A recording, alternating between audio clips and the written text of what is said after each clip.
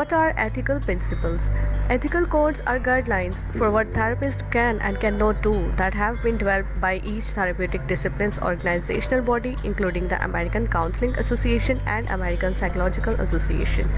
Ethical codes are not set in stone, they are principles upon which to guide practice. Each therapeutic situation is unique, and sometimes the therapist must interpret the code. What is psychotherapy? A treatment by psychological mean of problem of an emotional nature in which a trained person deliberately establishes a professional relationship with a patient with the object of removing, modifying, or retarding existing symptoms, mediating disturbed pattern of behavior, and promoting positive personality growth and development. Why we need ethical principle? Therapeutic relationships are unbalanced, with the therapist typically possessing significantly more power in the relationship. Therapeutic relationships are complicated both due to the nature of relationship itself and the nature of the client issues problem. Therapy relationship may be characterized by abrupt changes, some of which may have severe implication for the client's well-being. Therapists are human and humans are fallible. Ethical guidelines provide accountability. Competence. Therapists need to only provide services for which they are qualified, accurately represent their credentials and qualifications, continue their education, keep up on current information of the field, especially in specialty areas, seek counseling when they have personal issues. Informed consent. All of the following should be covered in order for the client to be able to make an informed choice: the financial cost of counseling, any special arrangements, the competencies of the counselor, nature of the treatment. Confidentiality. To help prevent confidentiality problems, psychologists can discuss the limit of confidentiality, including their uses of electronic transmission and the forcible uses of confidential information as soon as possible. Ensure the safe storage of confidential record as the outset. You notify people what will be done with case material, photos and audios and video recording, and secure their consent. Also, make sure rooms where confidential conversation occur are soundproof. Know federal and state law. Know the ins and out of your state's law that relate to your practice. Expectations. Failure to ensure patient safety within a high risk for suicide situation could end in harm or death. Weigh the consequences of breaking confidentiality versus potential patient harm. Formulate suicide prevention contract with the patient, inform the family, having a patient hospitalized, and discuss the intended action to resolve the situation with the patient. In the case of suicidal threat, therapist has responsibility to warn the potential victim or inform the police regarding the risk when a warning is essential to avert the danger arising from patient's condition. When the information collected in the professional relationship must be submitted as evidence in a legal proceeding. If the patient threatened the therapist for his life or file a case against the therapist will disclose the information to a third person or agency if patient gives in written to release the information. Respect people's autonomy. Psychologists need to provide client with information they need to give their informed consent right at the start.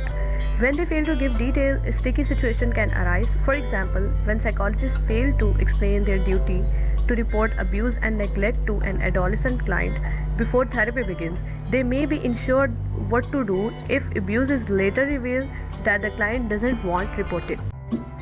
For psychologists provide services the experts suggest they discuss.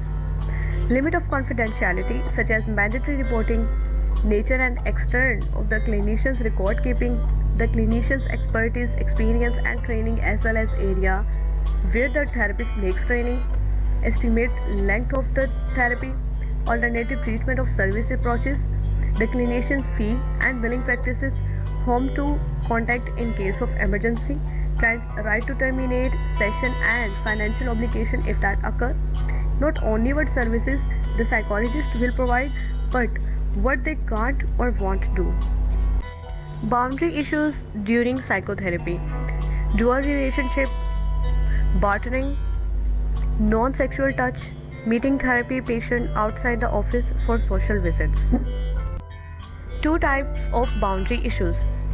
Boundary crossing are harmless deviation from traditional clinical practice, behavior, or demeanor. Neither harm nor exploitation is involved, for example, accepting cakes on patient's birthday. Crossing boundary may at times be solitary, neutral, or at times harmful. And the nature. Clinical usefulness and impact can only be assessed by careful attention to the clinical context.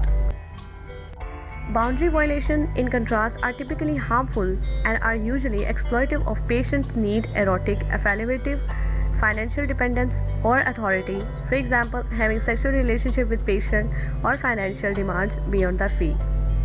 Boundary violation should be understood on case basis of taking into consideration the situation in which violation occurred and possible harm it does to the patient.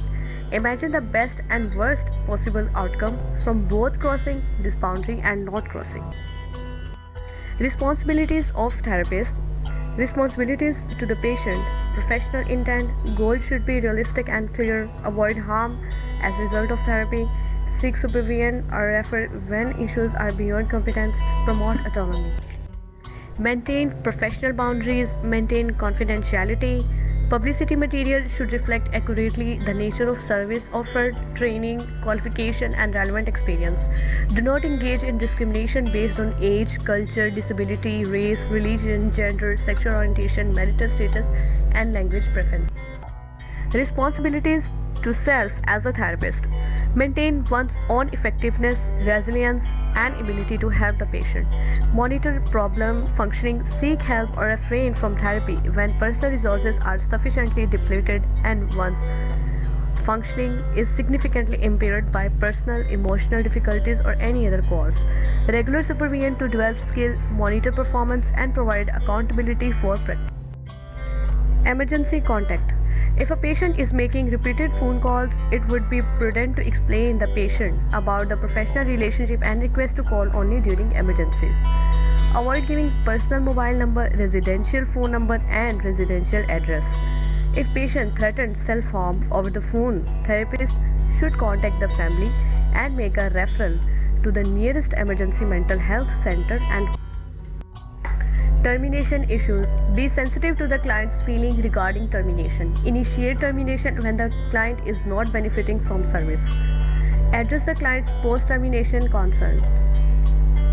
Evaluate the efficacy of the counseling services. Consider referral needs.